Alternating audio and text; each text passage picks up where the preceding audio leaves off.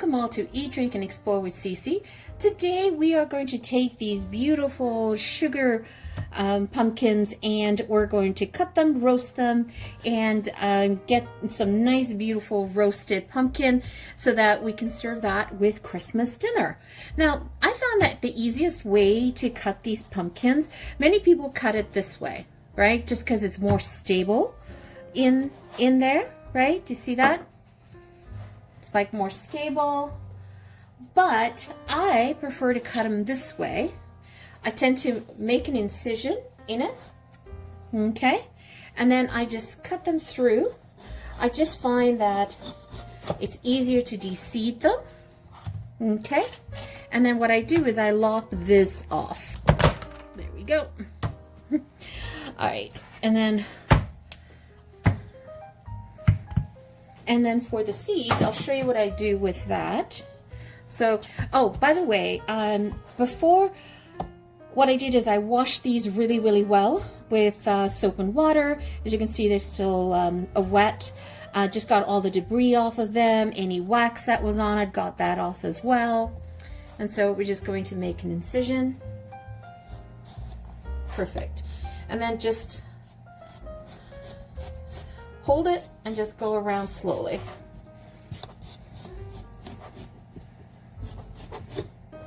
Perfect. Look at that. Doesn't that look awesome? So, how to de-seed these really quickly. Fastest way is to take a spoon and just go in and take the bulk of it. And don't throw the pits away because we can dry this, save them, and then roast them. They're really good roasted.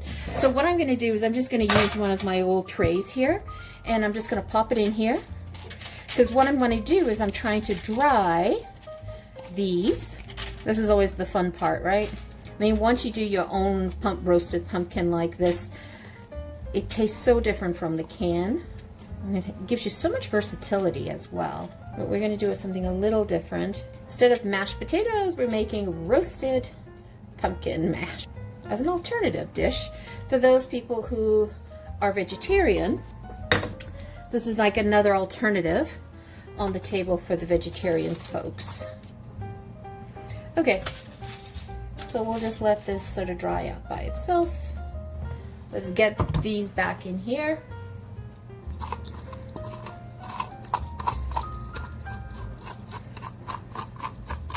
I'm using a zester to get in there. So you guys can see that I got as much of those fibers out of the pumpkins, and I got to a point where the spoon was not even cooperating with me on these. So I just ended up going with a pair of scissors and chopping off as much as I could possibly get, as you can see here. And I'm going to be pureeing this, so I'm not too worried, but I got most of it out. Okay, so the next thing that I like to do is prepared a tray, and what I like to do is I like to season them before I put them in the oven. So I just do something really, really simple. I'll take a little bit of avocado oil, extra virgin avocado oil, or you could take extra virgin olive oil, and you decide how much you want to put in there. I love the flavor of pumpkin and olive oil, so I kind of just put it in there and then just coat it. And the reason why I also do this as well, so that the salt and the pepper can adhere itself to the pumpkin. Some pumpkins are more meaty than others. This definitely is not the meatiest pumpkin that I have had. Okay. And then I just sprinkle some sea salt.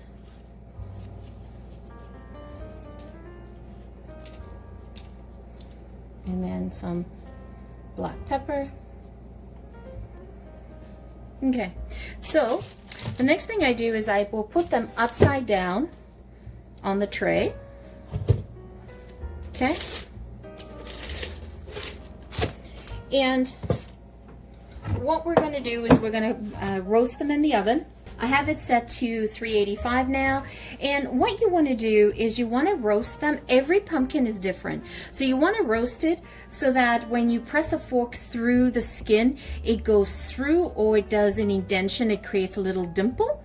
That is perfect. That's when the pumpkin is ready to go, ready to take out of the oven. Okay, so let's pop this in the oven. Okay, so I took this out of the oven, and it was for 25 minutes on 385. And you can see what I mean by, you know, when it's ready, because I can poke it. See that? That's perfect. Perfect. Perfect.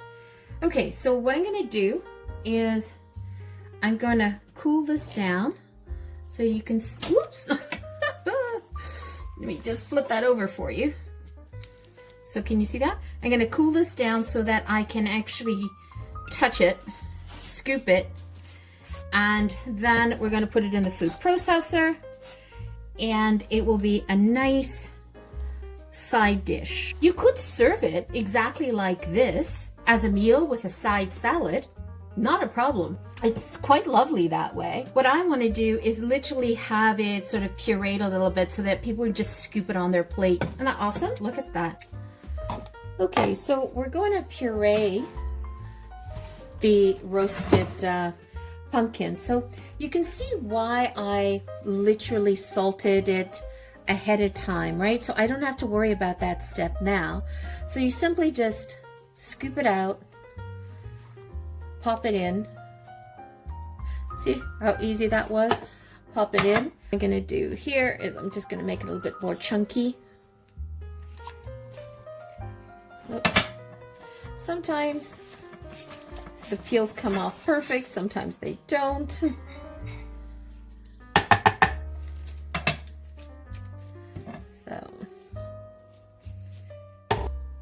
So what you want to do is you do want to add just a drop of water or so into the food processor, just to keep them nice and moist.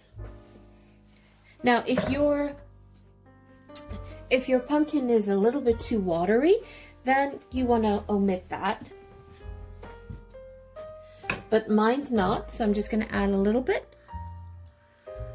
That's just going to help it puree.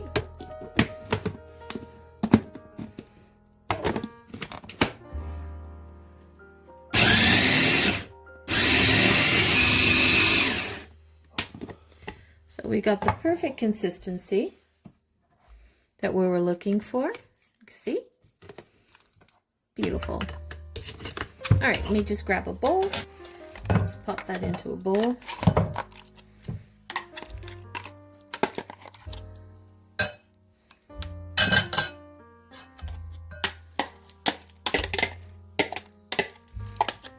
Now, what you could have done is you could have done that with cream instead of water. Just gonna preempt it, add some water in there. And the water, by the way, is room temperature water. You do not want cold or hot water. See?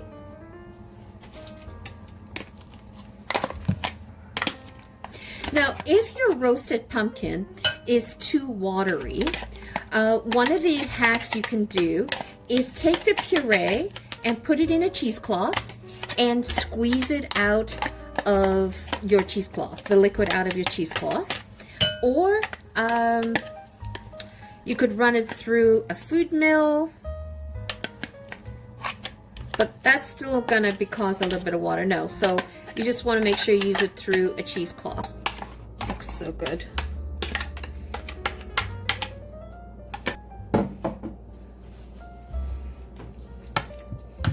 Look at that. Does not look good? Amazing. So that will serve really. I didn't over process that. I still wanted it to be a bit chunky. Okay. Okay, so let's give this a try. I'm tasting for seasonings.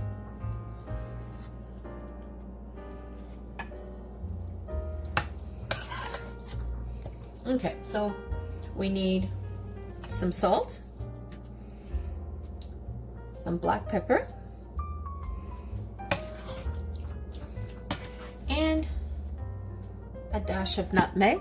All right, so let's try this.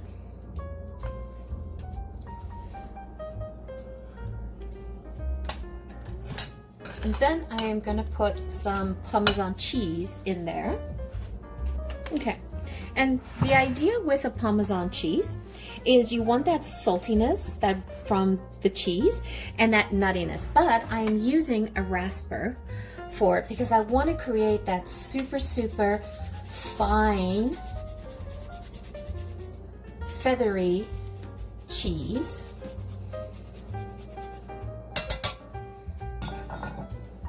And we'll mix that in.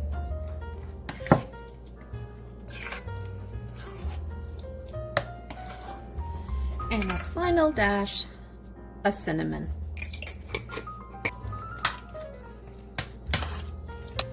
Between the nutmeg, the Parmesan cheese, and the cinnamon, you have that savory component to it. One more time, let's give this a try.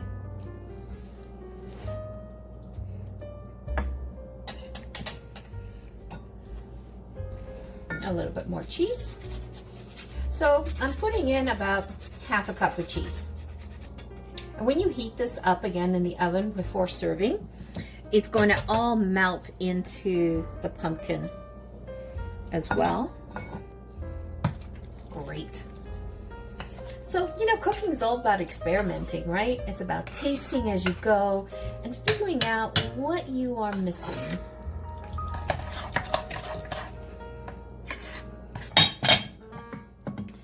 Then what I like to do is I like to serve them in these smaller containers because then I can have them on opposite ends of the table.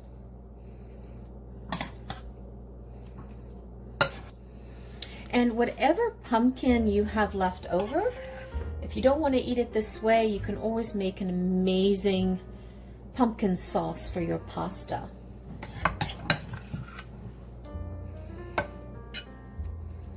And because I'm making this the night before, all the flavors will have a time to amalgamate together for Christmas dinner. And I'll just finish it.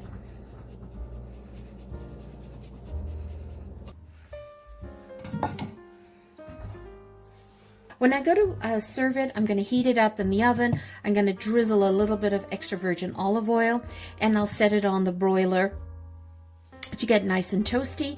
And I will also take it out of the fridge about an hour before I'm going to put it in the oven so that it comes to room temperature. So there you have it, a beautiful roasted pumpkin puree that can be served at your Christmas dinner, Thanksgiving dinner, or all year round. It is so simple to make. It is a great option for those people who are vegetarian or people who are not eating potatoes. It's a great mash to put out on the table. And I have changed this up and I've added some grated Parmesan cheese, some nutmeg and some cinnamon, a little bit to this with salt and pepper to enhance the flavors. Thank you so much for joining me. If you are a returning champion, thank you so much for your love. If you're new to the channel, welcome. If you have not yet subscribed, folks, hit the subscribe button, hit the like button, add a comment. Tell us about where you're from, what do you like to watch, what you like to see us do on the recipes. Would love to have a dialogue with you. Once again, thanks for joining. Have a wonderful day. Ciao for now.